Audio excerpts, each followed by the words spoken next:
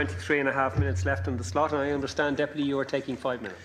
Thank you very much, Ciaran, and may I begin by thanking my Labour Party colleague, Deputy Brendan Holan, for bringing what is a very, very timely and very, very important motion before the House this evening. It is quite a lengthy motion, and I don't think if I read the motion into the House this evening I'd actually have any speaking time left. It's quite a substantial motion.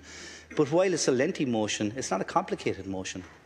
In fact, it's a litany or a series of a number of measures that should have been carried out over the last recent decades. And we shouldn't be at this bottleneck point this evening where we now find that a whole plethora of reforms and a whole series of measures that should have been put in place are still absent from this House. In fact, looking at the proposal that Deputy Holan has brought before the House this evening, one could say that a lot of the measures that are actually contained in it are quite simple, and a great number of them are very much attainable and attainable in the here and now. They don't need major legislative changes. They don't require constitutional requirements. In fact, the order of business and the way that this House operates on a day-to-day basis could well accommodate the type of changes that are proposed in Deputy Holan's proposal. In fact, a lot of these changes could actually be put in immediate. And there is no excuse to be hiding behind legislative measures or constitutional issues, in that a lot of the changes that can be made are within the control of this House right now. Now, Chair, there are two approaches to reform. One could say that there's the Big Bang approach, or one could say that there is the incremental approach. I myself much favour the incremental approach to doing things. However, what we have arrived at here is a situation where we do need a big bang, because this House has become so stagnant because of the type of governance that Fianna Fáil and its culture of politics have ingrained into this House. There are two types of dysfunctionalities from anybody that examines management. There are structural deficiencies and there are system deficiencies. Both have been contaminated by the type of governance that this country has become accustomed to because of Fianna Fáil's business culture in operating the country. Now, as a new TD that arrived into this House in 2007, I suppose, like everybody else, would like to leave some legislative footprints in this House, but I would also like to leave some sort of reform footprints here.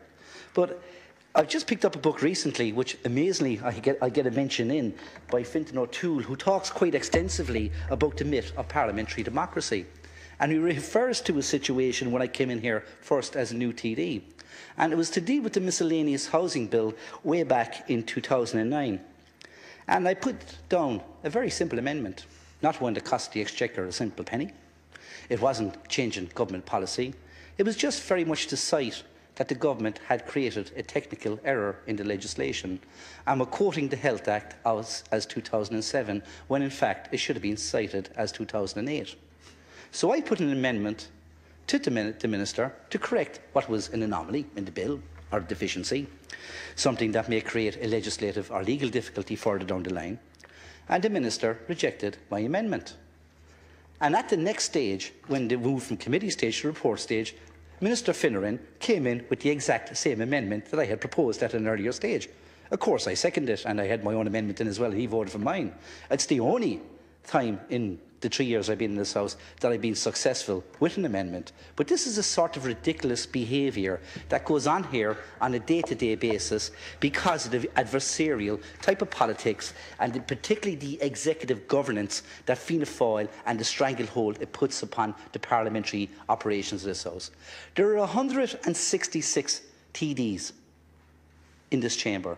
Each of them, I assume, come to work every morning to do the best job that they can.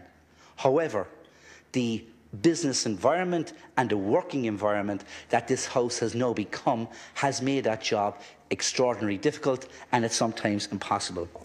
Ciaran, I conclude by saying two critical points. Reform in itself does not produce the desired outcomes. In 2004, the health bill was brought before us here, and we know the reform that gave us. It gave us the HSE. Secondly, we should not be confusing reform with reductionism, which has become very much a mantra and a sort of gospel in present times. We have a job here to do two things. One is to ensure the governance of this country in a sovereign way, and the second one is to ensure that that governance isn't dumbed down to the lowest common denominator and that the operation of the state is reduced to such a level that we cease functioning as a democracy. Thank you.